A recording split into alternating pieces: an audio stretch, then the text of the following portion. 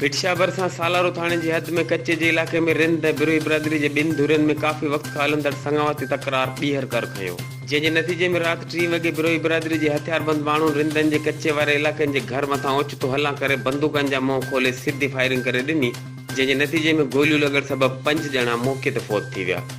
3 ॼणा सख़्त ज़ख़्मी थी पिया, जिन मां हिकु ज़ख़्मी हाल अस्पताल में फ़ौत थी वियो। होॾां मारिजी वियलनि में मजनू मुर्तज़ा भुट्टो रिंद 3 भाइर आहिनि, हिकु मासूम निंगरी भेण समरीन माओ जादो ऐं मजनू जी घरवारी गुलाबी शामिल आहिनि, जॾहिं त 2 ज़ख़्मी हाल अस्पताल में ज़ेरे इलाज आहिनि। हिन सिलसिले में मक़ामी माण्हुनि ने SSP मटियारो आसिफ बुग्यो मीडिया खे ॿुधायो त 2 साल अॻु मुर्तज़ा रिंद सईदाबाद जे ॻोठ अमीन इलाइक़े मां बिरोहिन जी छोकिरी नसरीन सां प्यार जो परिणो कयो हो, जंहिंखे फ़ैसिले बाद बिरोहिन खे वापसि करे 10 लख चिट्ठी पिण ॾिनी वई हुई। जंहिंखां पोइ बिरोहिन साॻी छोकिरी कराची में जतोइन खे परिणाए ॾिनी, जितां छोकिरी 5 महीननि खां पोइ वापसि अची मुर्तज़ा रिंद वटि वेठी, जंहिंमां खेसि हिकु पुटु 1 साला मुस्तफ़ा पिण आहे।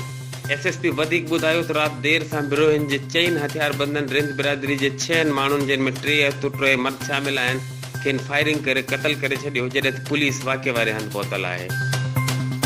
होॾां भिटशा मां HRJD न्यूज़ जे ज़रियनि मुताबिक़ रिंद बिरादरी पारां लाश रखी नेशनल हाईवे ते धरणो पुलिस जी नाअहली नाक़ाबिले बर्दाश्त आहे। जेसिताईं कातिल गिरफ़्तार न थींदा धरणो ख़तमु न कंदासीं।